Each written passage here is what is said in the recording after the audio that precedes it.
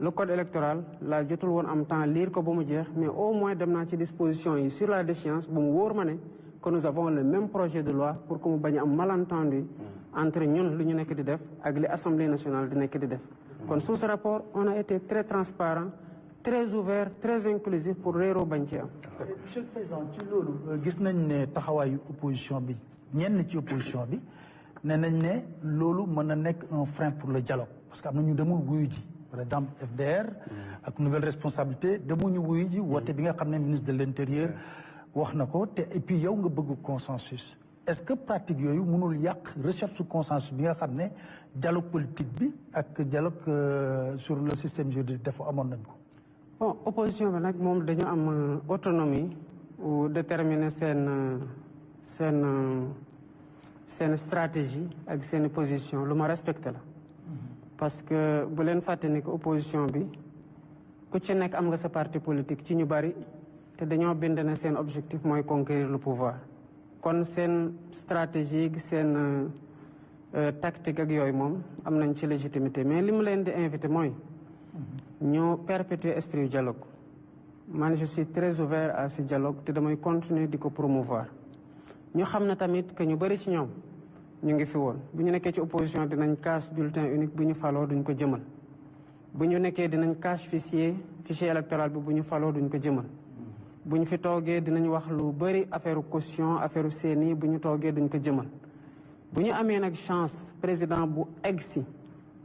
ànd ak sérénité par rapport au pouvoir man pouvoir daf ma terewul nelaw moo tax lépp loo xamante ne mën nañ ko def ci ay jéego nañ ci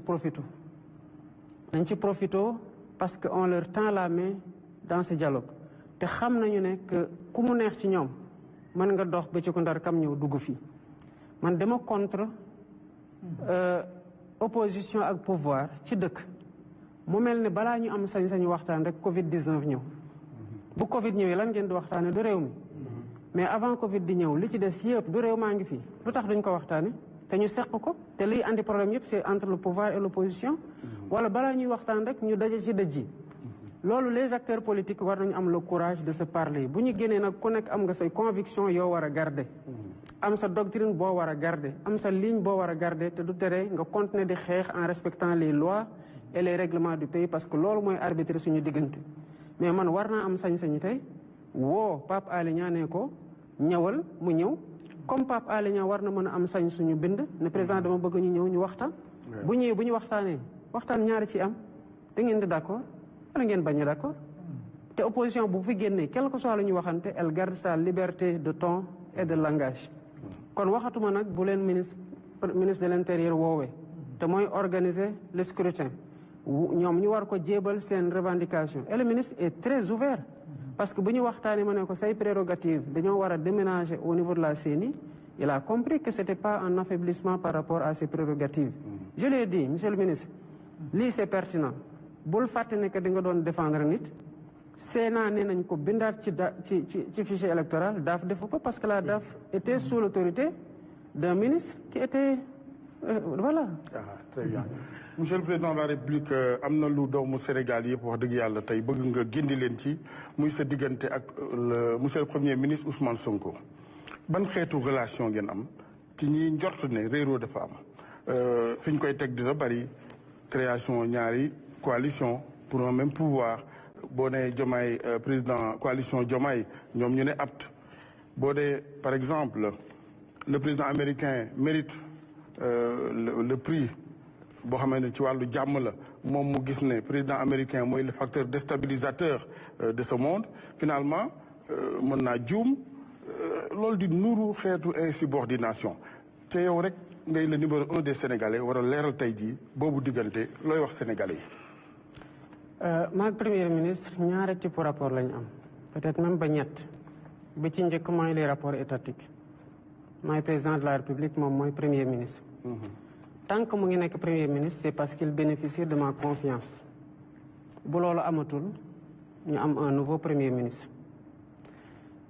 kon tant que mu ngi fi c'est parce que dama jàpp ne qu'il est en train de faire son travail convenablement et que jusqu'ici am naa ci satisfaction bés bu ma ci amatul satisfaction Sénégal lay teg ci kanam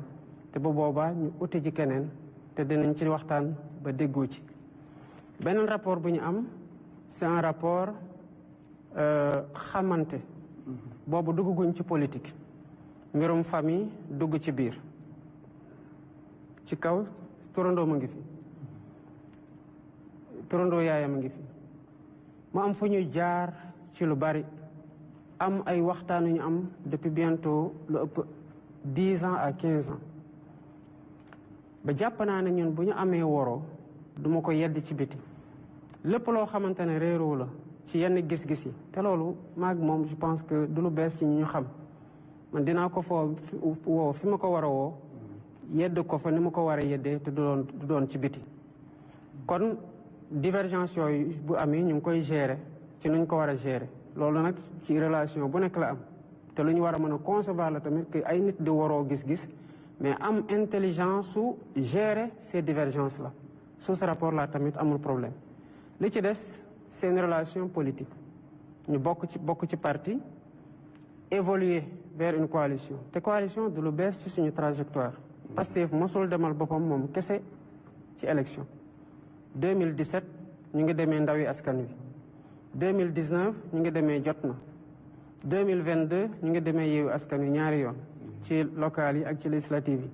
2024 ñu ngi demee coalition Diomaye président coalition nag électorale modalité de conquête de pouvoir la woon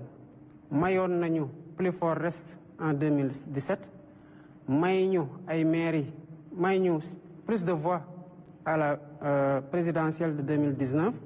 may ñu ay mairie en 2022 may ñu des députés yu am solo ci assemblée en 2022 jox ñu pouvoir en 2024 kon lu ñuy jàppoon noonu ba tollu fi du loo xamante ne dañ koy bàyyi moo tax bu ñu amee ay coalition warul bett kenn parce que loolu mooy ADN bi maintenant coalition électorale bu demee ba gagné day muté tamp en coalition de gouvernance moo tax boo xoolee ci biir conseil des ministres da ngay gis ñi bokk Pastef gis ñi bokk ci coalition Diomaye président ak ci beneen kuréel bu mu fa mënta nekk am na ñoo xamante ne sax bu leen fàtte ne ku mel ni ministre des infrastructures Déthié Fall dafa demaloon boppam élection bokkul woon suñu coalition te pourtant mu ngi liggéey ak ñun kon am na ñeneen ñoo xamante ne xëy na demoon nañ ci yeneen coalition ëllëg mën na ñëw ñu mën a ñëw bokk ci liggéey gi parce que liñ ciy xool rek mooy kii ci lu ñu soxla naka la mën a jëriñee Sénégal en définitive c'est le plus important. ok ci gàttal parce que au-delà des coalitions li ëpp solo mooy réew mi nu bokk y a pas de risque de crise institutionnelle ni ko ñenn ñi njorte. crise institutionnelle mënul am parce que premier ministre décret moo koy nommé décret moo koy dindi donc saa yuy nekk premier ministre rek d'abord ci nuñ koy tànnee président de la république moo koy doylu ba pare nommé ko bu demee ba président de la république bi constitution bi jox muy nommé aux emplois civils et militaires doylootu ko mu dem seeti keneen mu nekk premier ministre. d'accord alors lu ëpp at ci ginnaaw monsieur le président jàkkaarloo woon nga ak taskatu xibaar yi doon leen wax ne moom premier ministre boobu sax El Hadj Assane di tudd xeex nga 10 ans pour def ko président de la république jotoo ci yegg moom en 10 jours mu def la président de la république est-ce que da nga nekk ba léegi ci logique gu te yaa waxoon ne bàyyeegoo est-ce que da nga nekk ci ba léegi ci logique gu militant wu Pastef nga et que da ngay continuer di xeex pour que loolu nga ko bëggaloon mu jaraloon la xeex pendant 10 ans defoo ko nga def ko ci yeneen échéance wala ci yeneen année yu jëm. D'abord il faut comprendre que xëy na waxee noonu day réduire mbir mi toujours ci entre man ak moom Pastef c'est une organisation ci 10 ans yooyu mu wax ne maa ngi doon xeex dama jël rek sama cas mais loolu képp koo xamante ne nekk nga membre fondateur Pastef toog Pastef ba fa ñu toll nii xëy na mënoon nga ko wax kon finalement ñu bëri ñoo nekkoon ci loolu rejoint nag progressivement par ñu bëri moo tax li am solo quel que soit moment bi nit ki egg see Pastef mooy ban apport la am en tant que membre ci biir Pastef wala en tant que allié parce que c'est la somme de tous ces efforts là moo waral tey Pastef ne ko au pouvoir beneen bi dama ne woon ndax bu mu lorñe la fauteuil na ko xool jàkk li ma bëggoon jàngale foofu mooy li ma doon wax sànq ci sérénité gi ma am ci pouvoir bi tax ma jàpp ne du bulletin unique mooy tax ma toog du mooy tax ma wàcc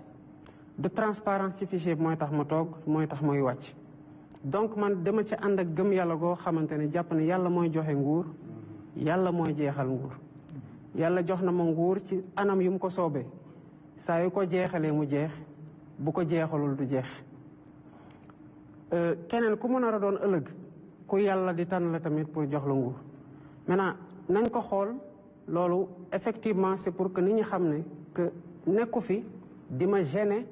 comme quelqu'un koo xam ne dañuy ne attention premier ministre mu ngi loolu ñu fauteuil ñu naan coup d'état rampant coup d'état de bu mu andi genre manque de sérénité ci pouvoir bi je ne suis pas dans ça effectivement nag pouvoir bi ñuy def les statuts de Pastef te dinaa ñëwaat léegi ci histoire Pastef dañoo bind ne dañoo bëgg a conquérir le pouvoir par les voies démocratiques conquérir nañu le pouvoir dañ ko bëgg a conserver moo tax ñu wax ne fii ak 50 ans Pastef moo war a toog 50 ans yooyu man du ma fi toog kon fokk mu nekk keneen ci biir Pastef mën na doon moom mën na doon keneen ci biir Pastef wala keneen en tout cas ci suñu bëgg-bëgg gannaaw ndogalu yàlla kon tant que je serai un militant de Pastef su ma fiy jóge ki nga xamante ne moom la parti bi tànn kooku lay jàppale te bu dee moom lay jàppale bu fekkee ne en tout cas ñu ngi ci perspective wu man jeexal na damay dem mënatuma dem parti bu war a tànn kenn beneen bi mooy sama histoire ci biir Pastef Moustapha ce parti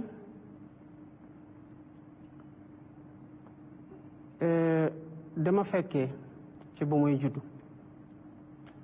ci bu ñu amee xelu def parti politique benn réunion laa raté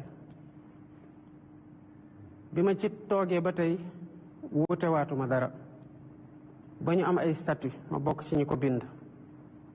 am ay couleur ak ay emblème bokk ci ñi ko tànn am devise yàlla def na devise boobu sax le don de soi pour la patrie ci man la ko yàlla inspiré ñu def ko ci parti bi ñu dem ba jamono ñu bëgg def fusion ak taxaw tem ma bokk ci ñi doon liggéeyaat les statuts ñu jóge foofu ñëw ba après les élections de 2019 ñu ne nañu liggéeyaat suñu statut après la fusion ma nekk man képp ko doon bind statut yi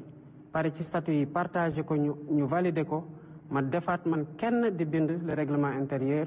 ak la charte de la commission de placement des cartes de Pastef Pastef boo jëlee les mouvements de Pastef tàmbale ko ci mouvement des jeunes maa def comité d'initiative ba installation mouvement des cadres comité d'initiative ba installation mouvement des doomu daara comité d'initiative ba installation mouvement des artisans comité d'initiative ba installation mouvement wu transporteurs yi man maa commencé woon le comité d'initiative avant ma koy installé yàlla dogal ñu jàpp ma mouvement des femmes amul woon processus comité d'initiative dañu leen woo ci 8 mars ñu ñëw bu yombul ñu profité ci def installation bi te maa ngi fa woon man maa modéré journée boobu benn mouvement laa installé wul muy le mouvement des handicapés te def ma fekk ñu jàpp ma amul benn programme boo xam ne mos na sotti ci biir Pastef bu ma dugalul sama loxo bu coordonnateur départemental yu ñëwee fii di ndogu si ku mën nuyu jaar naa sa loxo jaar naa sa tur te au delà de yow xam naa ñan ngay liggéeyal ci fi nga nekk kon sa parti je l'ai bâti de ma main en toute humilité ànd ci ak les patriotes à tous les étages du buñ may jàngal waaye yàlla def na ñu xeex ci bu ñuy def l'assemblée générale de Pastef dafa ko université mottali ko ay étudiants man la yàlla dogal ñu nee ma Diomaye defal la feuille de route du comité de pilotage provisoire janvier 2014 décembre 2014 la ñu waroon dem congrès maa ko def man kese maa ko présenté man kese ñu ne parti bi dañu am déficit de notoriété parce que 2012 amoon na ay candidats yu am dara te dañuy renforcer wu fii ak 2019 te il faut que ñu dable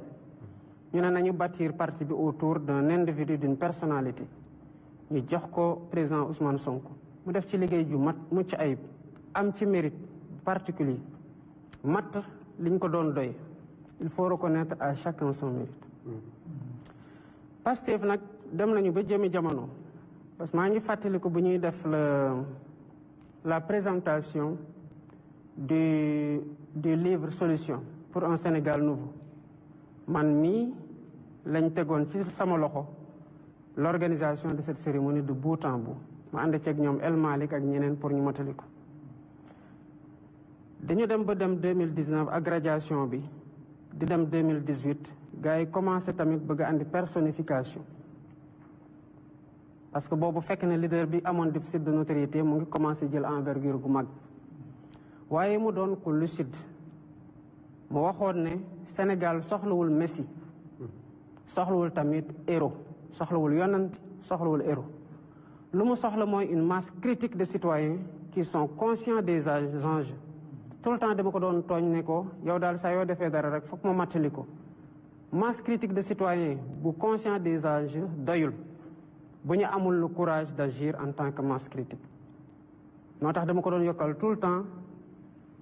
une masse critique de citoyens conscients des enjeux mais qui ont le courage d'agir kon à son corps défendant Ousmane mosul gëm messianisme mosul gëm mbirum guide encore moins guide d'une quelconque révolution Pastef ci trajectoire bu muy jël nii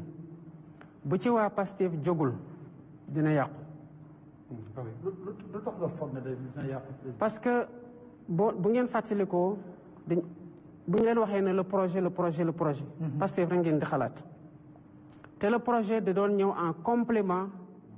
de le Sénégal n'a pas besoin de Messi ni de héros mais d'une masse critique de citoyens parce que dañu bëggoon distinguer tout le temps le projet qui devait être dépersonnifié du leader qui l'a incarné à un moment T quel que soit son mérite et quel que soit njàmbarte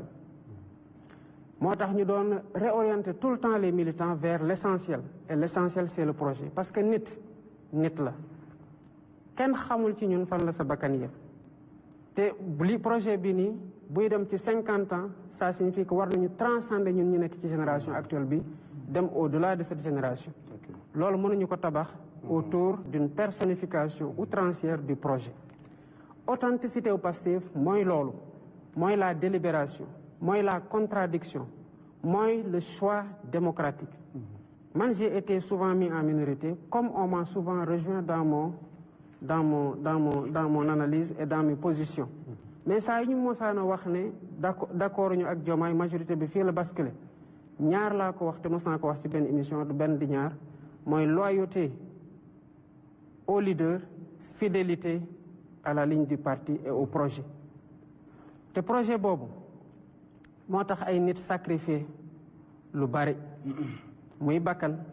muy laago muy liberté ñii seen sëy tas ñii ñàkk seen liggéey ñii ñàkk seen alal loolu ça n'a pas été fait pour les beaux yeux d'un homme ça a été fait pour la quintessence du projet qu'il fallait protéger à travers la personne qui l'a incarné mais on doit toujours tenir à distinguer le projet des différentes personnes qui l'ont incarné la preuve moi j'ai été un secrétaire général avant d'être secrétaire général j'ai été coordonnateur du mouvement des cadres avant d'être coordonnateur du mouvement des cadres je n'ai pas occupé de fonction mais bi ma occupé fonction bi yëpp ku ne xam na sama liggéey la woon parce que tous les mouvements yi ma la wax ni man maa ko installé bi ma koy installé je n'avais aucune fonction dans le parti ci lu ëpp jusqu'en septembre 2018 date de l'installation du mouvement des cadres kon les mouvements yi ñu installé avant les jeunes les enseignants les femmes bi ma koy installé di ko initier et jusqu'au mouvement des cadres je n'avais pas de fonction mais tey nekkatuma secrétaire général et ce rôle-là doit être continu ëllëg tel que suñu statut yi duñ ko waxee ni bu yàlla dogaloon Sonko nekk comment ça s'appelle président de la République en fait dafay décharger wu de ses fonctions de président du parti bu boobaa le parti devra se choisir un président qui doit avoir la même stature ba pare incarner le projet. kon les cadres qui comprennent cette logique, cette authenticité de Pastef, les militants de tous bords bu tax saa su ne même en 2020 bu ñu doon def l'assemblée générale anniversaire dañu waxoon ne ku ñuy sargal mooy les militants inconnus. gis nga boo duggee fii di nga fa gis ay xar kanamu nit ñoo xamante ne dañoo wàcc liggéey ci projet bi ñu bëri ci responsable Pastef yi koo ci laaj mu sital la tur léegi-léegi boo mooy tudd la jaaral ci benn tur. il a fallu que ñooñu wàcc liggéey ci waar wa ñu door di xam ndekete ñii pare woon nañu pour joxe seen bakkan kon kooku bu amee ku am mérite le principal mooy ñi ci ñàkk seen bakkan ñoo gën a méritant parce que joxe nañu lu kenn joxul. ñi ci tegu mooy ñi nga xamante ne dem nañu ba seen cër dagg ci muy loxo muy tànk wala ñu seen bët tuur ci te ñu continuer di gëm xeex bi di gëm projet bi. gis nga ko bokkal ci ñaari catégorie gi xamal ne yaa ngi ci gannaaw te kon am na lu la fett ci kaw mooy lan moo taxoon sénégalais yi di xeex ñëw jàppale ñu ba ñu jël pouvoir bi c'est parce qu'ils croyaient en un idéal c'est cet idéal-là qui doit triompher devant toutes les ambitions personnelles tant qu'elles ne sont pas alignées à ce projet. te loolu c'est le défi de Pastef que les gens de Pastef doivent défendre pour que le parti garde son authenticité. Monsieur le Président foofu laa bëggoon laaj la kon comme yaa ngi considéré wu comme membre de Pastef toujours léegi lu tax nga jàpp ci coalition Diomaye président. ngor wax naa ko dañu amoon gàllankoor bi mooy dañoo ñëw ba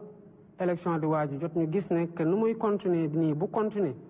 boo moytul dinañ gàllankoor suñu leader te liggéeyoon nañ fi loo xam ne mën nañ ci jël nguur ñu ne ala kulli xaal il faut au moins mu am ku dem ñu évaluer notre action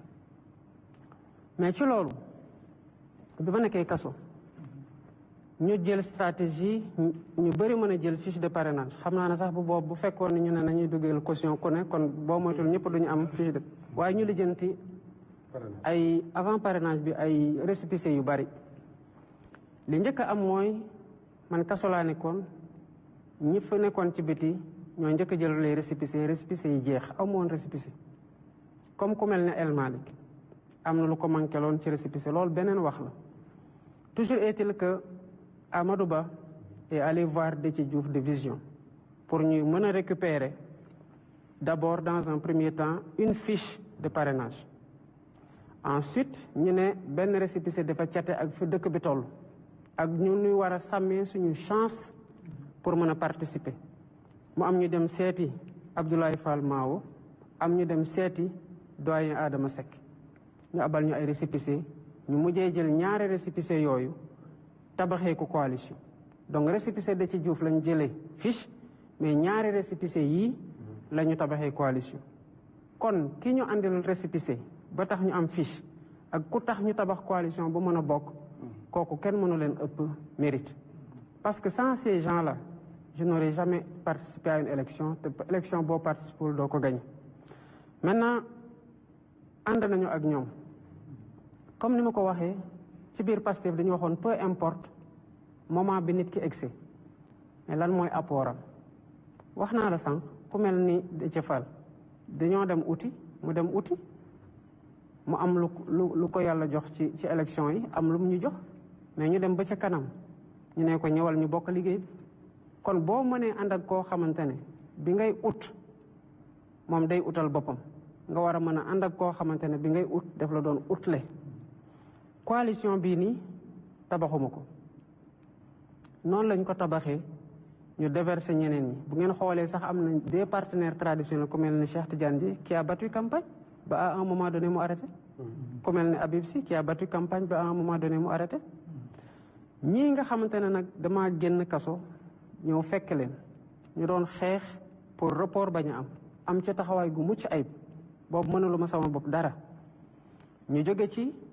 ma génn kaso ñu ànd ak man dem mobiliser seen base mobiliser seen mbokk mobiliser seen discours sonn ci jël seen alal dugal man bu ma faloo mënuma leen fàtte kon ngor moo ma bàyyi ak ñoom bu demee nag ba ñu am woroo ci gis-gis comme nu muy amee ci biir Pastef nous ne sommes pas tous d'accord nous n'avons jamais été d'accord sur tout am na ñoo xamante ne ci biir Pastef du ñu jaaroo taal